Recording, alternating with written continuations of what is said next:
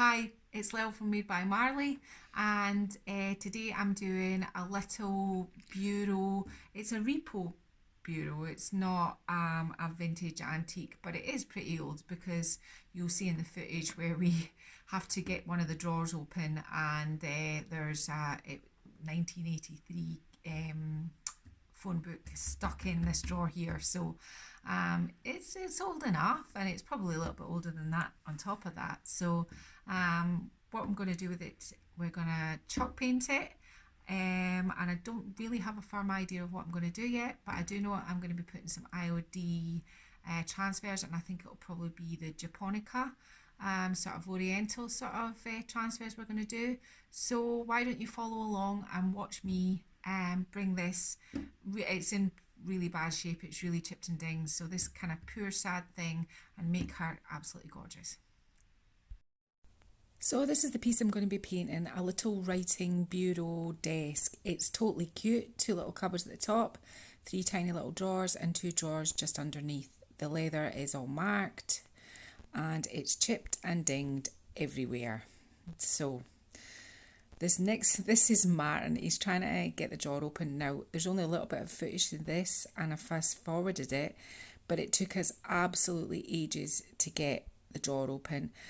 We realised Martyn worked it out really quickly. There was an old phone book he's told me that he thought was stuck in it, but it turned out it was an old Yellow Pages. There was actually two phone books in it, and he had to kind of jemmy it up enough that he could just start to kind of rip singular pages out of it at a time. So there was a phone book, a Yellow Pages, and a great big massive bundle of empty envelopes. So I'm using rust-oleum furniture chalk paint in cocoa, and the first thing I'm doing is I'm giving the whole little cupboard a really good base coat of this colour.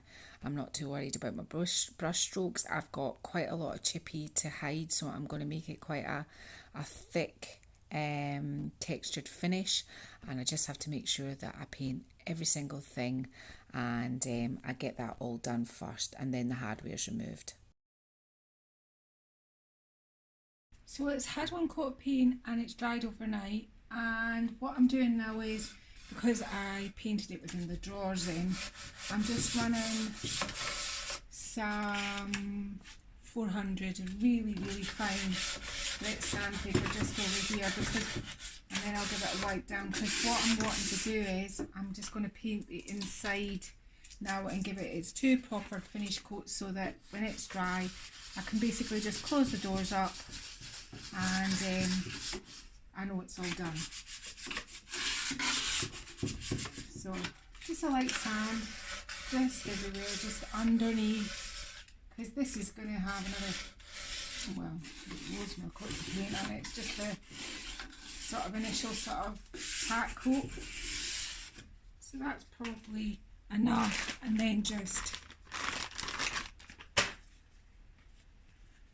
tack off and grab all of that out of there.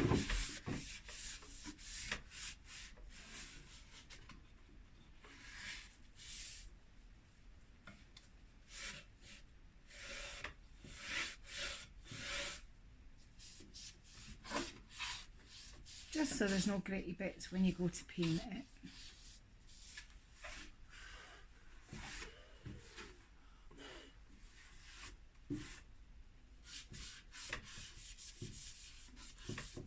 Now, the colour that I'm going to paint inside is called Lover's Secret. It's a Valspar furniture paint. I had it mixed, not for this particular project, I just really like the colour of the paint.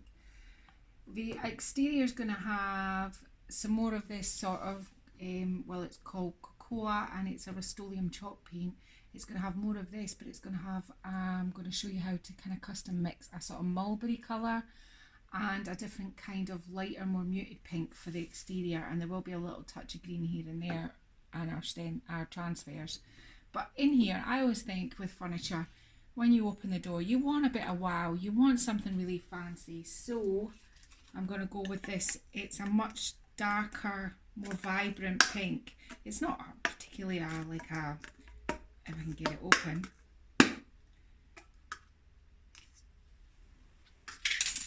it is more of a sort of kind of almost a neon pink.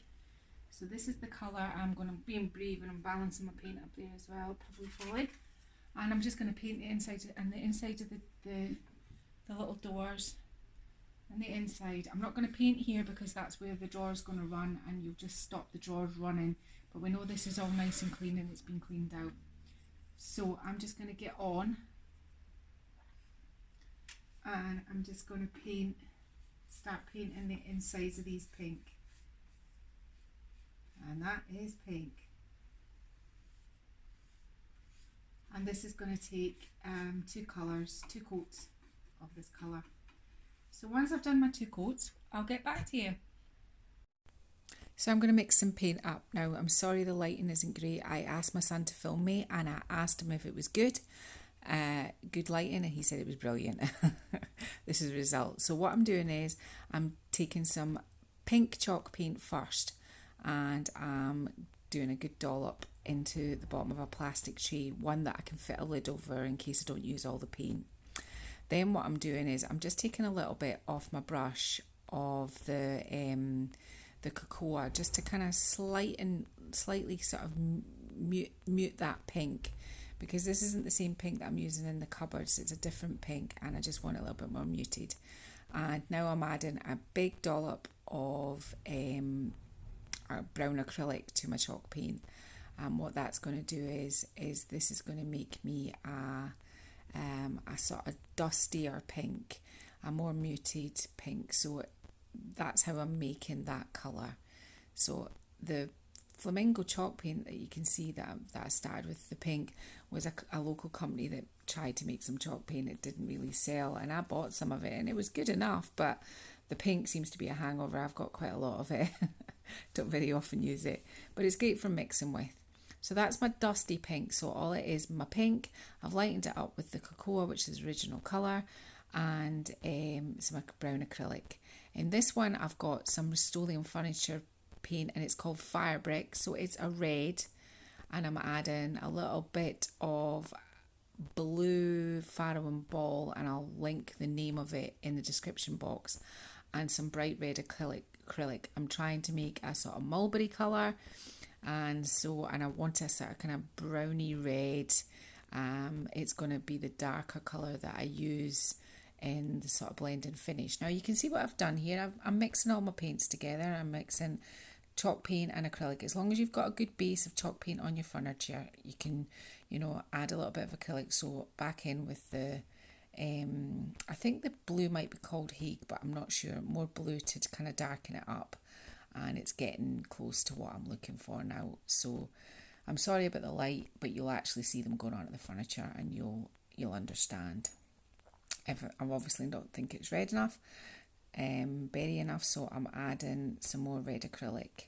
Just make sure when you're mixing up paints that you are mixing up enough to do your whole piece, because it's very difficult to mix the same colour twice.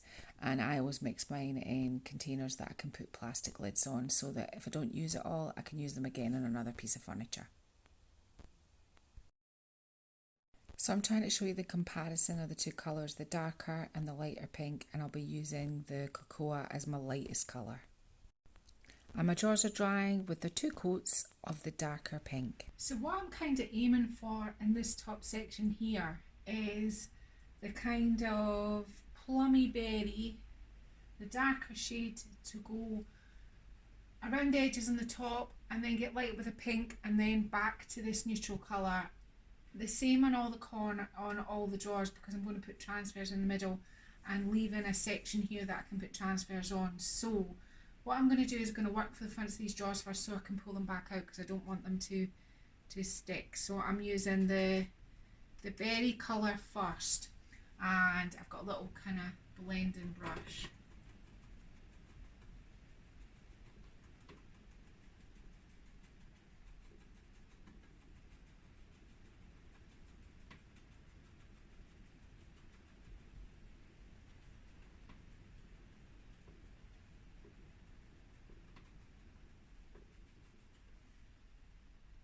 I'm just going to work on, and I'll speed some of this up. It's to save you having to watch this laborious painting job.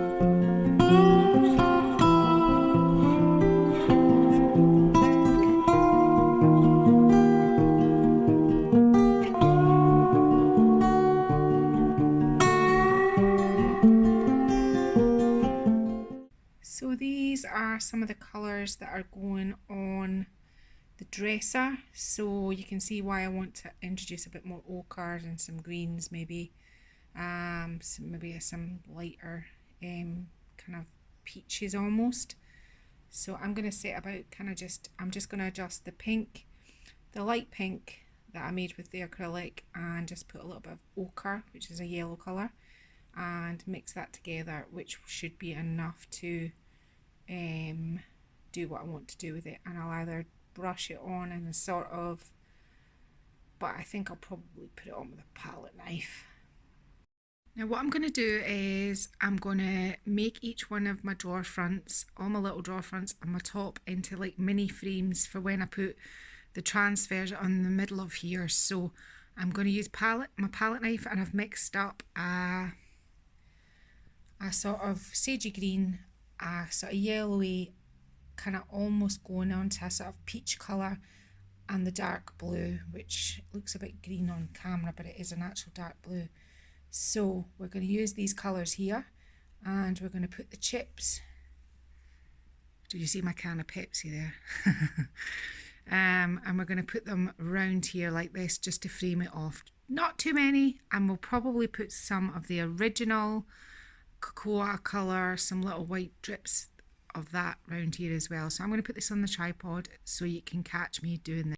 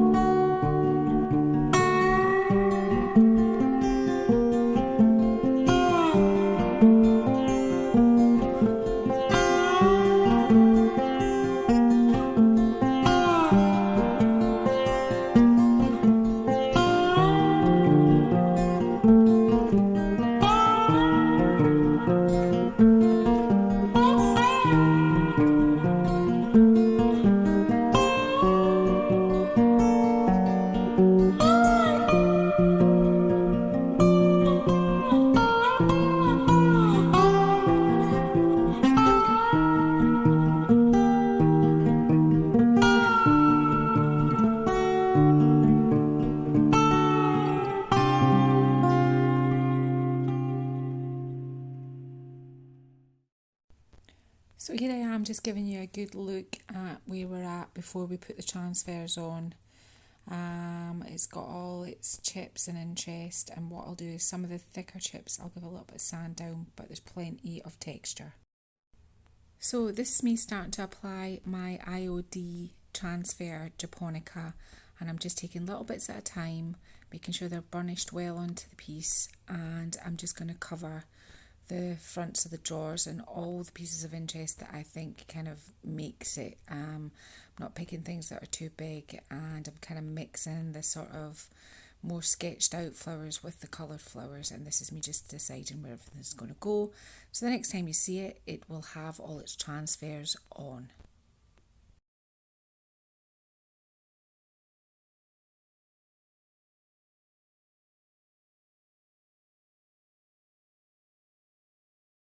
So this is the hardware I'm going to be putting just on these two larger drawers.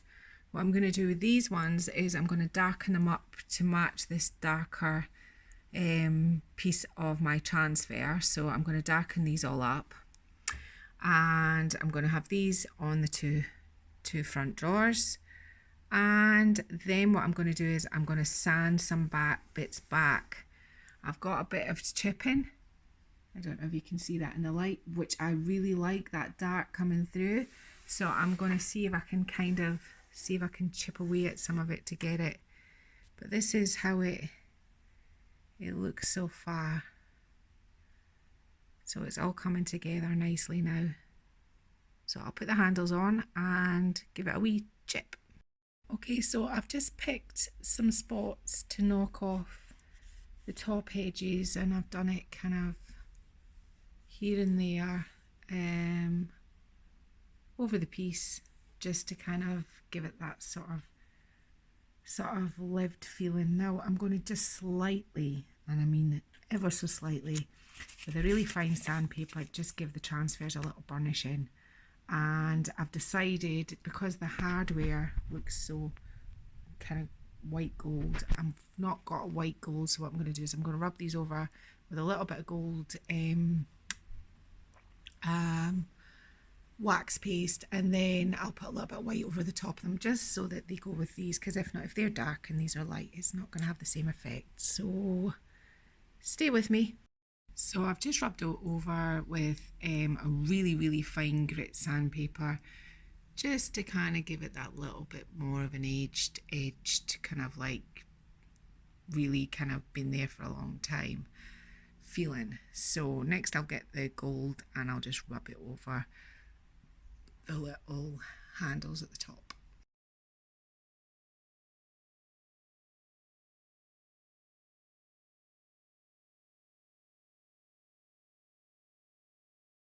Okay, so my drawers are a little bit sticky. They're sticky, and these ones in particular, the bottom ones here, are really sticky. So what I'm going to do is I'm going to take the drawers out, and I'm going to sand the edges, and I'm going to sand in here, and then what I'm going to do is I'm going to put some finishing wax in the insides and around the edges of the drawers here, just to make sure that they slip in and out easily and they're not, stuck.